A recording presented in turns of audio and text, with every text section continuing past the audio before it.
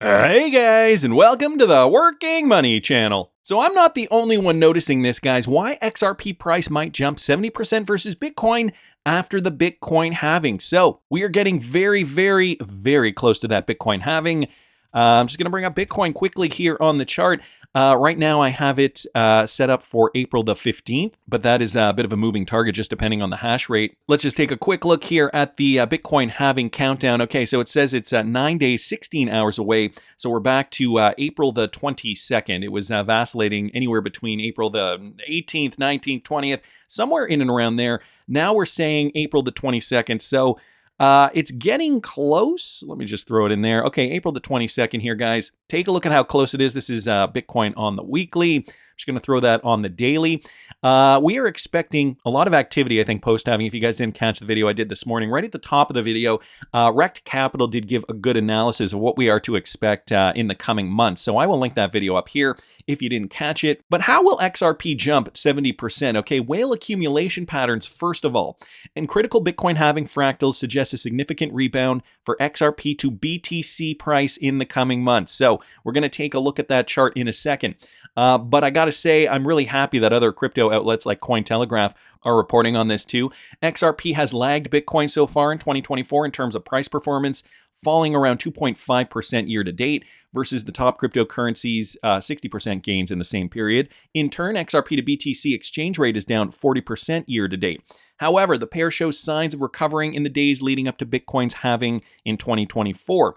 A constellation of bullish signals may buoy this momentum, potentially amplifying it following the event. And so what has historically happened? Well, they bring up the Bitcoin halving chart, and I think it's just going to be a lot easier. If I do the same here, XRP to BTC, guys, and we're getting further and further in this zone of interest.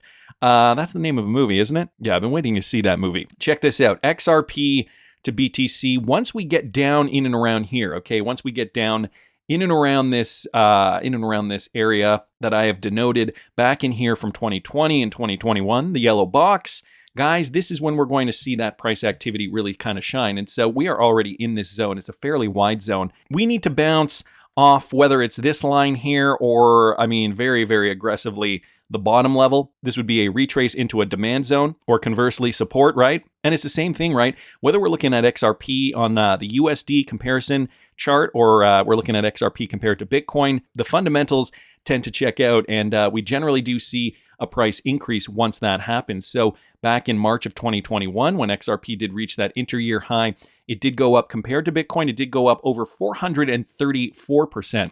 So, you look at that, compare it in terms to USD, and they're estimating, I think, a conservative 70% increase versus Bitcoin after the Bitcoin halving. So after the halving, post-halving, guys, it looks as though this is XRP's time to shine. And, I really think it could be spurred on by real-world utility by the end of 2024 and into 2025. Another theory that I've had, just based on what Ripple has said about liquidity, liquid markets, more or less, and, the fact that the more liquid the market is, the easier it is for Ripple to really kind of engage with that real-world utility.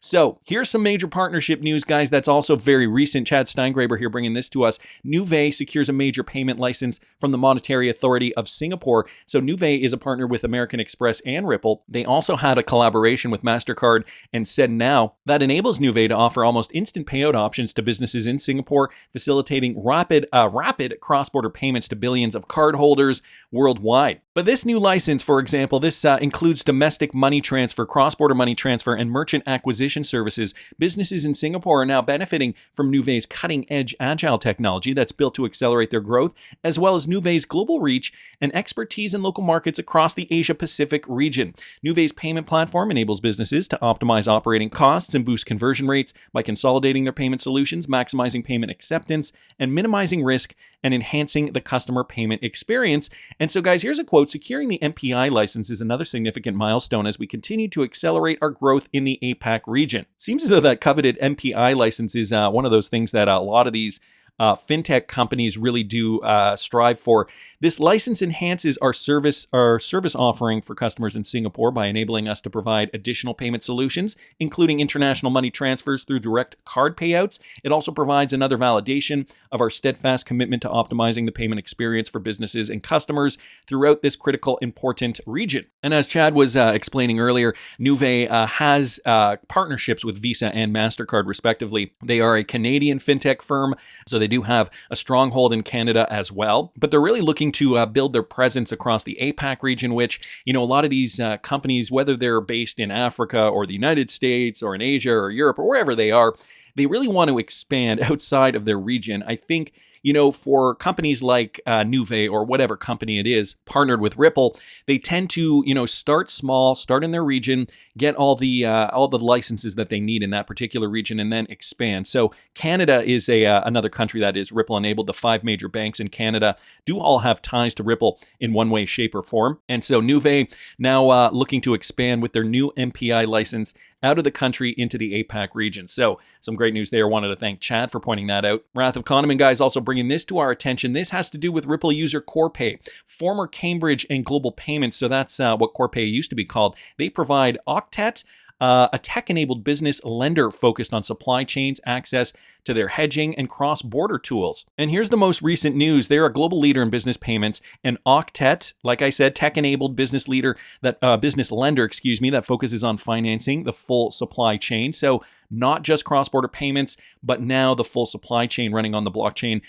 They're pleased to announce a new collaboration between Corpay's cross-border business and Octet. Through this collaboration, Octet and their business customers will have the opportunity to gain access and to utilize Corpay's innovative hedging tools that can help clients mitigate their exposure to foreign exchange risk. So, Octet is another company, tech-enabled. They are partnering with Corpay. They want to mitigate their risk here. Additionally, Corpay's cross-border award-winning platform will enable them to manage their global payments from a single point of access. So leveraging the payment provider, but also looking to run everything on DLT, distributed ledger technology, the blockchain. In this case, it looks as though it's supply chain, did I say? Yeah, full supply chain management here. So recognizing the challenge of maintaining consistent cash flow for businesses, Octet provides both a strong alternative and complementary funding solution to traditional banking. Corpay cross-border business customers will have access to Octet's innovative trade finance, debtor finance, and digital wallet solutions. And guys, here's a quote. We are thrilled to welcome Octet to our partnership network and to offer trade finance and other working capital solutions to Corpay clients. We believe our partnership will bring immense value to the Octet customers who seek enhanced efficiency in payment processing and expert management of FX exposure through the entire supply chain. So this is coming from David Britton here, Managing Director of the APAC region for Corpay cross-border payments specifically. So another partnership here, guys, with Octet. Very interesting too, looking to help organize, help streamline their finance for supply chain. And supply chain management has been another big deal in the crypto space. VeChain was one of the first crypto companies, at least to my knowledge, that started with supply chain management. They have already forged huge deals with some big partners over there in China, McDonald's, BMW, and Walmart. But now we're seeing more players get into the space. So interesting news here. Wanted to thank the Wrath of Kahneman for posting that. Guys, I also saw this. A new partner is joining Ripple-enabled Temenos. This time it is SurePay. SurePay today announced that the SurePay solutions will be available via the cloud-based Temenos Exchange partner ecosystem. So that was the news. The integration with Temenos and availability on Temenos Exchange allows banks to easily deploy SurePay solutions on top of their Temenos core banking system. Banks can now access verification of payee, confirmation of payee, and Swift beneficiary account validation via the Temenos Exchange. The SurePay solution is designed to reduce impersonation fraud. So looking to crack down on fraud. That's good.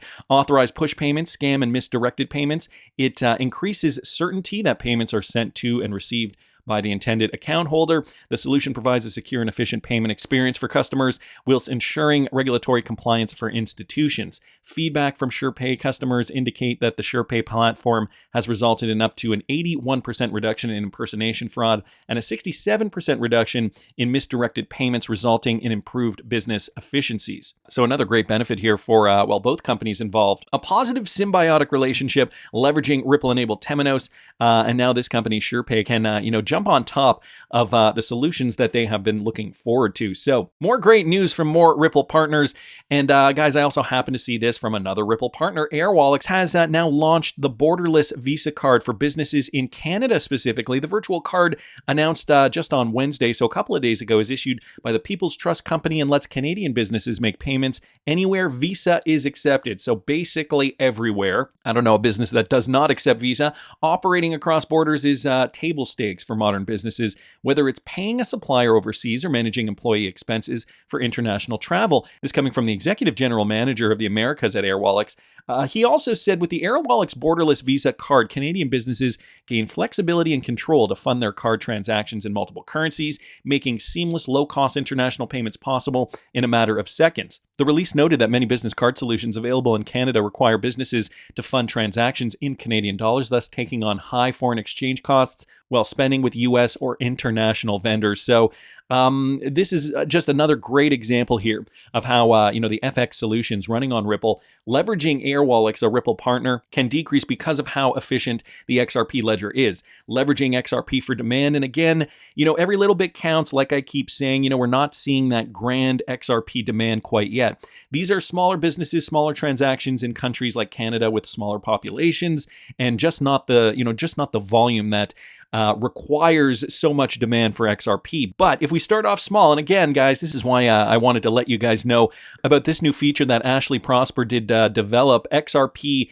utility and RippleNet development in countries around the world. The thumbnail looks like this, guys. I just recently did a video on it, and I will link it up here in the top right-hand corner for you guys. But this is it, okay? 121 countries are now utilizing XRP, and if you click on those little pins, you can see in detail what country is doing what. And so, we have more detail, more or less detail for some countries around the world. I know Canada has been a huge Ripple proponent for many years now, probably the better part of a decade. And so we're seeing these partners really kind of thrive. And, it's going to be a matter of time before we do see real world adoption globally. I think the US, again, I keep saying this, the US, a big piece of that puzzle. But here for AirWallex, they say over the coming months, AirWallex plans on expanding the AirWallex borderless card functionality, including the addition of Apple Pay and Google Pay. So that's another interesting note there. As noted here recently, data from the Bank of England shows the value of cross-border payments reaching more than $250 trillion in the next 3 years. So $250 quadrillion, guys, in the next 3 years. Imagine how big this is going to get. Imagine, through all these Ripple partnerships, what will occur once we do see that real world utility. And again, just looking at that thumbnail, amazing how many countries in the world are already Ripple enabled. Ashley Prosper does seem to think it is 121 countries. So again, if you guys didn't catch that video, I do have a link to that resource in the description of that video. So if you guys want to know about that, check that video out. It's been very hard. I mean, I'm not going to lie. It's been super difficult to get a clear answer from whether it's Congress, the SEC. This is why John Deaton is fighting. Okay, this is why, if you're in his region, vote John Deaton for Congress. Because Elizabeth Warren is corrupt. Subjective Views bringing this to our attention. In exchange for Senator Warren's endorsement, Biden basically handed her the decision-making authority over the financial agencies. Brian Brooks apparently spilt the beans here, guys. If you didn't know this is a shocker. Take a listen. I'm not saying this because I'm some partisan hack. I mean, the other side would tell you this. There's a whole of government opposition to crypto today. And it's not an accident, and it's not based on the nuances of securities law. It's a policy judgment that was made at the time of the election. And what I mean by that is that a thing that happened in the 2020 election that's not as widely known as it should be is when then candidate Biden was running for office, and if you remember, he lost the first two primaries. So he was not looking like a likely winner. And he went into the South Carolina primary, which was the best chance he had of locking up, delegates going into the next Super Tuesday campaign. Elizabeth Warren at the time was a strong candidate. She was seen as a very viable opposition candidate to him. There was basically Biden, Sanders, and Warren. Warren struck a deal with the Biden campaign during the South Carolina primary. It's a true story. Which basically said, listen, in exchange, because this was her talking, I don't see a path to raising enough money to get through Super Tuesday, even if I might come in second here, blah, blah, blah. So I tell you what, I will drop out and I will endorse you if you will agree that I get decision-making authority over the financial agencies. So I get to pick the heads of those agencies, and those agencies are going to agree to implement an agenda that I have. And this makes sense, right? Because her whole career was about consumer finance and consumer bankruptcies. I mean, she cares more about these issues than any other single person. And that deal was struck. So she endorsed Biden. Biden then became the nominee and won the election. What you see today, therefore, it's not Gary Gensler reading the securities laws and saying, oh, you know, regrettably, Ethereum might meet the standards to be a security. He was put there to fight crypto. Right? Remember, Elizabeth Warren has a campaign apparatus called the Anti-Crypto Army. That's her name, not mine. So too with the acting controller of the currency, another person who was picked from the Warren world to come and enact that policy at the OCC. So too, you know, a number of other key people, specifically including the head of the SEC, Gary Gensler. What you would see in a Trump administration is something that would be very, very different. So there you have it, guys, straight from the horse's mouth from Brian Brooks. And this guy has always been straight up. I feel like I can take anything he says as absolute truth. And he even says in the story, this is a true story. This is exactly what Elizabeth Warren was set out to do. This is what her deal terms were, that she was going to put in who she wanted. And basically, yeah, this is why we're seeing that behavior from Gary Gensler that we have been seeing. So I wanted to thank Susan Anthony for originally sending me this from Subjective Views here on Twitter. And guys, again, if you are in the geographical region to vote for John Deaton, guys, our support in the XRP community is necessary to get Elizabeth Warren out and to get John Deaton in. It's been an uphill battle for sure. So if there was a settlement on the table, I mean, XRP does have clarity now, so Ripple's prerequisites have been taken care of. We don't know what's still going on behind the scenes, but did you notice this? PMA-XRP posted this. Does anyone know why 500 million XRP was released from escrow today? I thought the escrow was only able to be released on the first of each month. So this is interesting news. Whale Alert did pick up on this. 300 million XRP on April the 12th, which is today, okay? Looks like it was 6:09 a.m.